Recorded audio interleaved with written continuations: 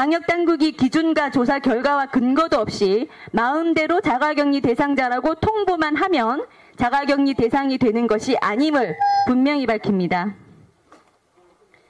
또한 정광훈 목사가 자가격리 대상자라고 굳이 가정하더라도 자가격리 의무를 위반했는지 여부는 당사자가 자가격리 대상임을 당국으로부터 통보를 받아 인지하고 있을 때부터 이행 의무가 있는 바, 정광훈 목사는 그간 어떠한 통보도 받은 사실이 없으며 8월 15일 광화문 집회에서 연설을 마친 후 사택으로 귀가하여 쉬던 중 대략 18시경에 격리 통지서를 전달받았으며 통지서에 서명을 하였습니다. 그 이후로는 자가격리를 어긴 사실이 없이 자택에 머물고 있음을 밝힙니다. 둘째, 허위사실을 유포해 신도들의 진단검사를 고의로 지연시켰다는 부분에 대하여는 정확히 무엇을 말하는지 확인할 수 없어 저희가 구체적인 반박도 할 수 없지만 허위사실 유포로 신도들의 검사를 고의로 지연시킨 사실이 아예 없을 뿐만 아니라 오히려 당국보다 먼저 나서서 조치를 취하였습니다. 교회는 첫 확진자가 확인되자마자 당국이 시설 폐쇄 조치를 공식적으로 하기도 전에 먼저 자체적으로 교회 폐쇄 및 2주간 예배 없음, 출입을 금한다는 안내문을 부착하고 일반 성도들의 출입을 금지하였습니다. 또한 교회에서는 현재 교회의 신도가 아니거나 교회 방문한 지 오래된 사람 등을 가리지 않고 교회 내에 10수년간 누적된 개인 휴대전화 번호 모두에게 문자를 총 5차례 이상 보내서 보건소 안내에 적극 협조할 것과 광화문 집회는 물론이고 어떠한 집회도 나가지 말아달라는 당부를 하였습니다. 셋째, 조사 대상 명단을 누락 은폐하여 제출하는 등 역학조사를 방해하였다는 부분과 관련하여 사실은 그 반대입니다. 교회는 첫 확진자 확인 후 당국의 명단 요구에 바로 응하여 명단을 제출하였습니다. 당국이 공문으로 요청한 명단은 2가지였습니다. 전체 교인 명단과 8월 7일부터 8월 12일까지의 방문자 명단입니다. 여기서 먼저 방문자 명단이라는 것은 당연히 그 기간 동안 교회 출입구에서 교회 출입하는 사람들에게 방명록을 작성하도록 하여 작성된 명단 원본 자체를 말합니다. 만약 그렇지 않고 그 기간 동안 방문했던 사람들을 교회 직원이 일일이 기억을 해내서 빠짐없이 기재하고 제출하는 것으로 이해를 한다면 상식적으로 말이 안 되기 때문입니다. 교회는 비교적 충실하게 방문자들로부터 방명록 작성을 받았기 때문에 당연히 실제 존재하는 방명록 원본, 사본 일체와 이것을 전자문서로 옮겨 기재한 파일 모두를 제출하였습니다. 그런데 출입구에 출입카드를 찍지 않고는 들어오지 못하게 하는 장비가 설치되어 있지 않은 이상 통상 교회는 그 특성상 이런 차단 설비를 하지 않습니다. 그 수많은 방문자들 중에 어떤 이유에서건 방명록에 기재되지 못한 경우는 나올 수밖에 없는데 가사 그러한 경우가 몇몇 확인되었다고 하여 이것을 마치 기존에 존재하는 명단을 변조하여 고의로 일부를 누락, 은폐했다는 식으로 발표를 한다면 이는 명백한 허위 사실이라고 할 것입니다. 또한 교회는 전체 교인들 명단을 제출하는 과정에서 바이러스 방역을 위해서라면 사실 현재 교회에 정상적으로 나오는 교인들의 명단이 진짜 교인 명단이고 이것이 방역에 도움이 되는 명단인데 교회가 급히 서둘러서 제공하느라고 약 15년 전부터 현재까지 신도로 연락처가 기재된 적이 있는 사람들의 누적된 전체 명단을 모두 당국에 제출하는 실수를 하였고 그 결과 교회에 나오지 않은 지 수년이 된 사람들까지 당국으로부터 검사와 자가격리를 하라는 문자를 받게 됨으로써 교회도 당국도 수많은 항의를 받게 되는 등 비효율적이고 곤란한 상황에 이르게 되었습니다. 이에 어제 교회 직원들과 당국 관계자들이 만난 자리에서 논의 끝에 교회의 전체 교인 명단이라고 기제출한 것은 폐기를 하고 교회가 최대한 신속히 현재 교인 중심으로 재정리하여 제출하기로 협의까지 되었습니다. 이렇게 협의된 추가 자료 제출은 현재 모두 완료되었습니다. 넷째, 아울러 교회는 교인들 및 현재는 교인이 아닌 사람들에게까지 신속한 검사와 협조를 당부하는 메시지를 수차 보내왔으나 교인들 중에는 보건소에 연락했지만 검사량이 밀려 나중에 방문하라는 말을 들은 경우도 많은 것으로 확인되어 교회의 현재 기준 교인 명단에 따라 교회가 아직 검사를 받지 못한 교인들을 직접 지원하여 교인들이 병원에 바로 가서 검사를 마칠 수 있도록 적극 조치할 예정입니다. 결론적으로 사랑제일교회 및 전광훈 목사 변호인단은 위와 같은 사실들에 대해 당연히 그 사정을 잘 알고 있을 수밖에 없는 위치에 있는 서정협 직무대행자와 박능우 본부장을 각 허위사실 유포 명예훼손죄로 고소합니다. 두 번째, 우한 바이러스 검사 결과의 의문점입니다. 현재 많은 교인들이 자신들이 받은 검사와 보건소의 양성 판정에 의문을 제기하고 있습니다. 이에 교회가 교인들을 상대로 의문사항을 접수받아 확인해본 결과 주로 증상이 전혀 없었던 교인들에게 판정 결과의 부정확성이 드러났습니다. 사례들을 말씀드리겠습니다. 증상이 없는데도 검사를 무조건 받아야 한다고 해서 보건소에 가서 받았는데 처음에는 음성이라고 문자가 왔다가 다음날 전화가 와서 문자를 잘못 보냈다며 양성이라고 말한 경우, 증상이 없는데 검사를 받아야 한다고 해서 검사를 받고 음성이라고 했는데 다시 말을 바꾸어 양성 판정이라고 해서 항의를 하니 재검을 받으라고 하여 받아보니 다시 음성으로 돌아간 경우, 증상이 없는데 무조건 검사를 받으라고 하여 보건소에서 검사 받고 양성 판정을 받은 후 결과가 납득이 되지 않아 일반 병원에 다시 가서 받으니 음성이라고 판정된 경우, 증상이 전혀 없고 확진자와 접촉했다는 사실 확인도 없어서 안내대로 자가격리 중인데도 계속해서 검사를 받으라고 강요하고 검사를 받지 않으면 고발 조치한다고 강요한 경우, 처음에는 8월 7일부터 8월 13일 사이에 교회 방문자만 해당이 된다는 안내를 받았는데 갑자기 7월 1일 것부터 다 조사한다고 말한 경우, 이것들이 각각 수건씩 확인이 되었습니다. 검사를 받은 모든 교인들을 상대로 전수조사를 저희가 더 진행할 예정이며 양성 판정을 받은 교인들이 누구인지 또 이들이 양성 판정을 받게 된 바이러스 수치와 정확한 검사 결과 분석표를 저희 교회에서 정보 공개 청구를 할 예정입니다. 아니면 당사자들이 직접 받아서 확인할 예정입니다.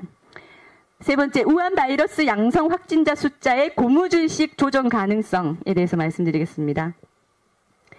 우한 바이러스는 사실 증상이 뚜렷이 나타나서 스스로 검사를 받고 양성 판정이 되는 경우를 제외하고는 검사를 실제로 해봐야만 바이러스의 수치가 확인 가능한 것이라는 근본적인 한계가 있습니다. 이 말은 1000명을 무조건 검사받게 할 경우 확인되는 양성 확진자 숫자와 100명만 검사를 한 후 확인되는 양성 확진자 숫자는 당연히 전자가 많고 후자가 적다는 것입니다. 언론에 보도되었던 실제 사례를 보겠습니다. 대단히 중요한 사실에 관한 것입니다. 4월 15일 지난 총선 직전인 3월 31일과 4월 2일에 각각 뮤지컬 오페라의 유령에 출연한 배우 2명이 양성 판정을 받았는데 당시 확진자 중 1명은 증상이 이미 나타난 후에도 무려 2주 동안 공연에 참여했고 그 기간 동안 누적 관람객이 8,600명에 달했습니다. 잘 아시는 바와 같이 공연장은 공연의 특성상 철저히 밀폐된 공간에서 좌석도 다 붙어있는 상태에서 3시간 이상 한 공간에 있게 되는 소위 고위험군 시설입니다.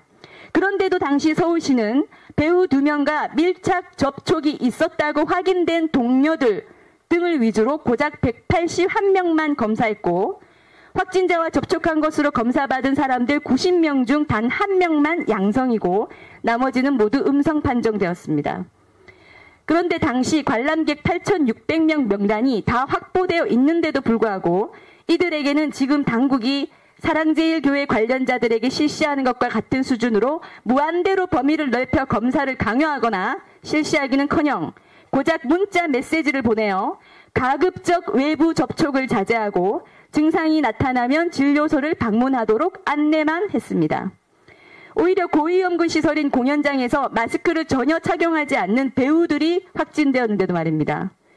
언론 보도량을 보더라도 사랑제일교회나 여타의 교회들에 대한 작금의 언론 보도량과는 비교가 되지 않는 미미한 수준에 그쳤습니다.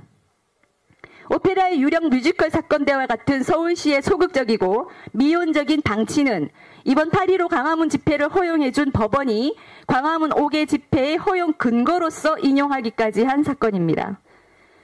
지금 당국이 총동원되어 사랑제일교회 관련자를 무한대로 확대해 모두 검사를 받으라고 강제한 것과 같이 그때 서울시가 오페라의 유령 관람객 8,600명 전원을 상대로 똑같이 검사를 실시하였더라면 몇 명이 양성 판정을 받았을지 우리는 알 수 없지만 하늘은 알 것입니다. 4.15 총선 직전인데 말입니다. 공교롭게도 총선 직전에 일어난 고위험군 시설 내 확진자 발생 사건에서 강제 검사 대상자 범위 자체를 확 줄여서 검사를 하게 되면 확진자 숫자가 적게 확인될 수밖에 없고 주로 증상이 강하게 나타난 사람들의 자발적 검사로만 양성 여부를 알게 되는 것이며 만약에 8.15 문재인 탄핵 대규모 국민 집회라는 특정 일을 겨냥해 갑자기 당국이 검사 대상을 전방위로 확대하고 실시하게 된다면 평소 무증상이어서 모르고 지나갈 일들이 양성 확진이 되어 확진자 수의 급작스런 폭발적 증가가 되는 것입니다. 교회 양성 판정자들 중에서는 상당수가 자신은 증상이 전혀 없었다며 깜짝 놀라고 있습니다. 실제로 교회는 지난 6개월 동안 수많은 예배와 성경 특강으로 많은 인파가 다녀갔으나 그 6개월 동안 단 한 명의 확진자도 나오지 않았습니다.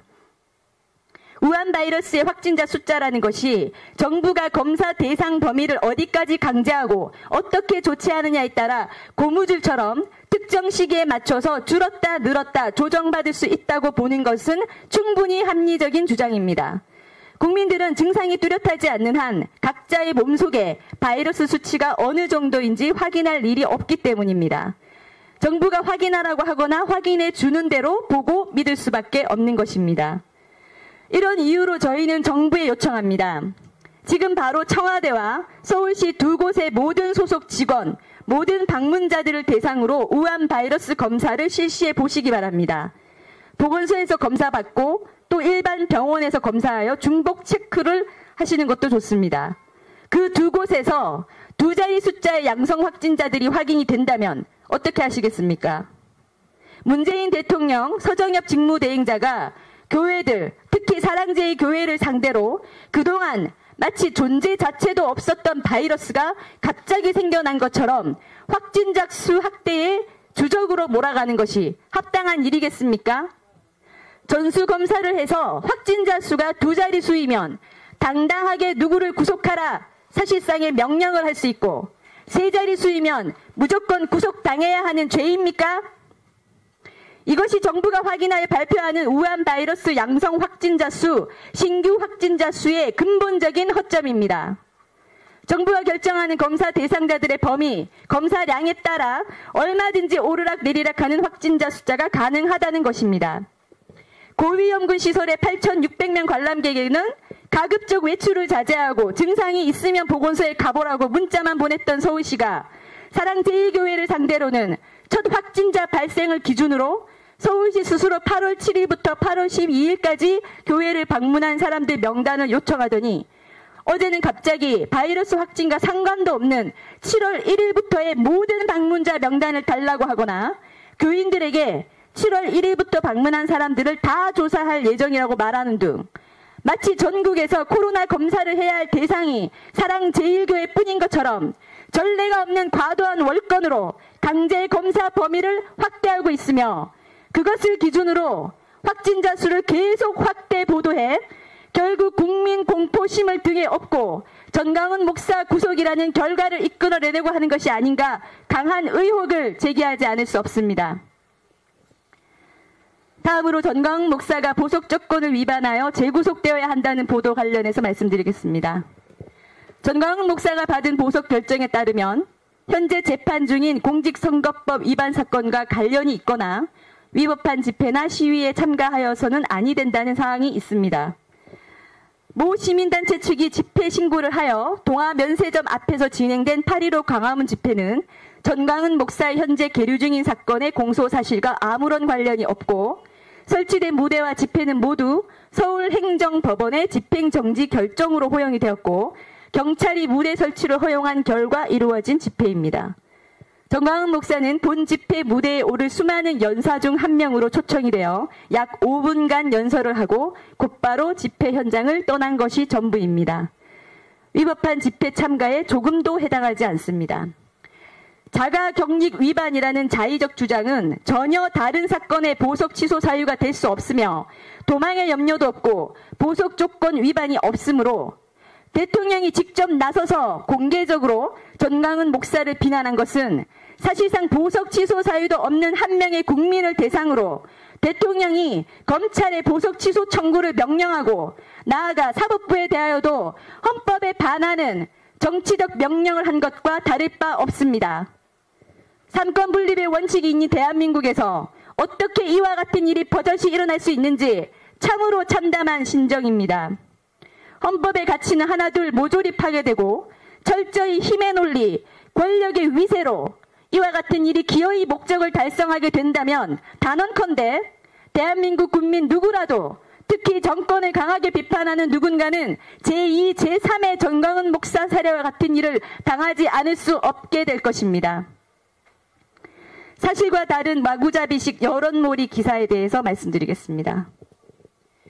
모 방송사 언론사에서 이번 8.15 광화문 집회와 관련하여 유독 사랑제일교회 교인 이 말을 의도적 반복적으로 거론하면서 8.15 광화문 집회에 사랑제일교회 교인들이 대거 쏟아져 나왔다.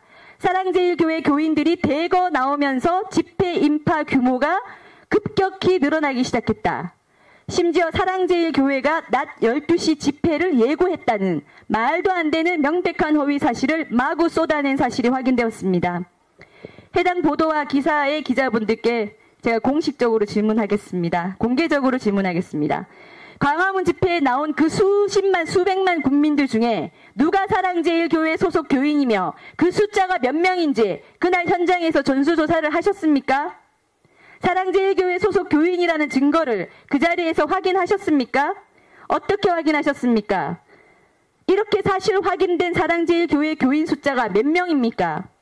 도대체 몇 명의 사랑제일교회 교인들을 직접 확인해 보았기에 그 엄청난 국민들이 광화문 일대와 청와대 인근까지 가득 메웠던 이번 집회 현장을 보도하면서 엉뚱하게 사랑제일교회 교인들을 반복적으로 전면에 내세워 보도한 것입니까?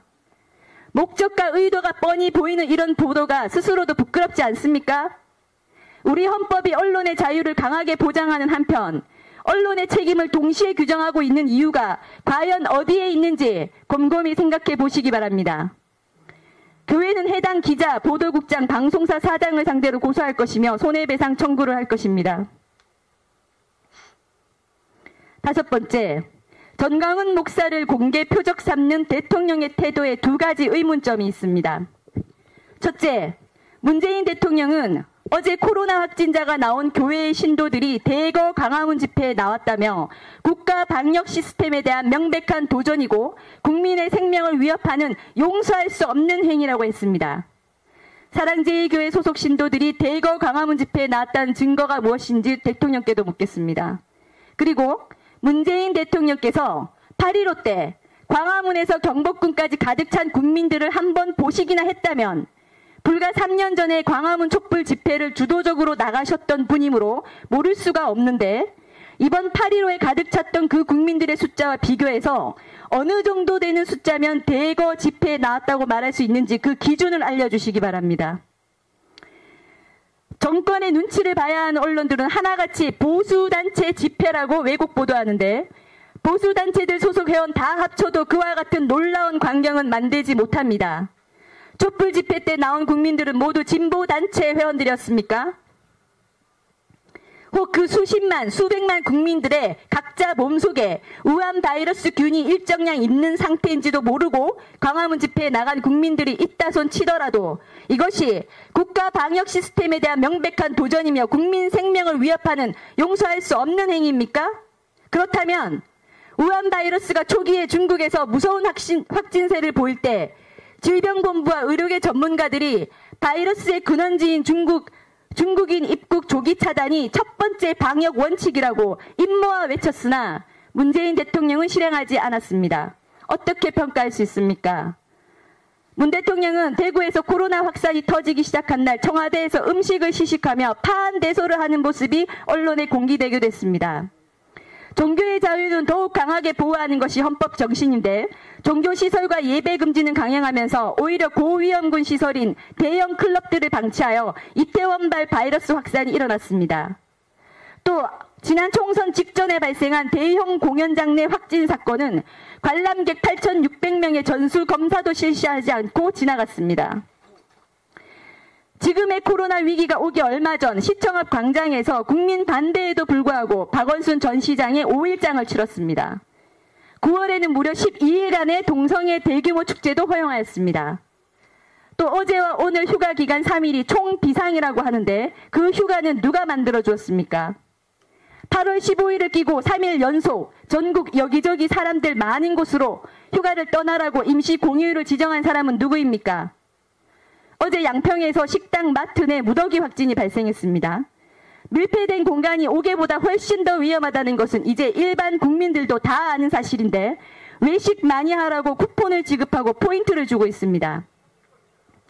광화문 집회를 허용한 법원의 결정을 보면 정부가 그동안 오히려 고위험군인 시설 내 방역 조치나 확진자들에 대한 조치는 수위를 조절하는 반면 헌법상 중요한 기본권인 집회의 자유를 전면 금지하는 것은 과잉 금지여서 원천 무효이고 순수한 5개 감염 사례는 거의 발견되지 않았다는 것이 판결문에도 명시되어 있습니다. 이렇게 법으로 허용된 집회에 결과적으로 너무 많은 국민들이 쏟아져 나와 광화문을 가득 메웠다고 해서 집회 신고자들이 죄인이고 집회에 나온 국민들이 죄인이고 집회 무대에 선 연사들이 수사 대상입니까? 초기 국가 방역 시스템을 흔들고 고무줄 같은 잣대로 국민 공포와 직결되는 우한 바이러스 확진자 수를 가지고 마음대로 이랬다 저랬다 하며 국민을 불안과 공포와 분노로 몰아넣는 것은 정작 이 정부가 아닌지 묻지 않을 수 없습니다. 둘째, 문재인 대통령은 평소 존경하는 노무현 전 대통령의 어록을 인용하면서 박근혜 전 대통령을 비판해 왔습니다. 박근혜 전 대통령이 국민들의 쓴소리를 수용할 줄 모른다면서 인용한 노무현 전 대통령의 어록은 이것입니다. 대통령을 욕하는 것은 민주사회에서 주권을 가진 시민의 당연한 권리입니다. 대통령을 욕함으로써 주권자가 스트레스를 해소할 수 있다면 저는 기쁜 마음으로 들을 수 있습니다. 또 연설 중 날계란을 맞은 노무현 전 대통령이 정치하는 사람들이 계란을 한 번씩 맞아야 국민들이 화가 풀린다고 한 말도 문재인 대통령은 종종 인용해 왔습니다. 이와 같은 문재인 대통령의 과거 언행에 비추어 볼 때 대한민국 최고의 권력자인 대통령이라는 지위와 신분으로 대한민국 국민 한 사람을 겨냥하여 중대한 범죄 사실과 잘못도 없는 목사 한 사람을 콕 집어서 반드시 잡아놓지 않으면 안 되는 사람으로 사실상 모든 공권력과 국민을 향해 선포하는 행위가 과연 정의로운 권력 행사인지, 이것이 자유민주주의 대한민국이 맞는지, 이것이 촛불 집회에서 국민이 주인이다를 외치던 대통령이 할 수 있는 행동인지 묻지 않을 수 없습니다. 기자회견문은 여기서 마치겠습니다. 코로나와 관련해서 두세 가지 우리 의사회장님이 같이 나와 계시기 때문에 몇 가지 말씀을 저희가 전문가의 의견으로 좀 듣겠습니다.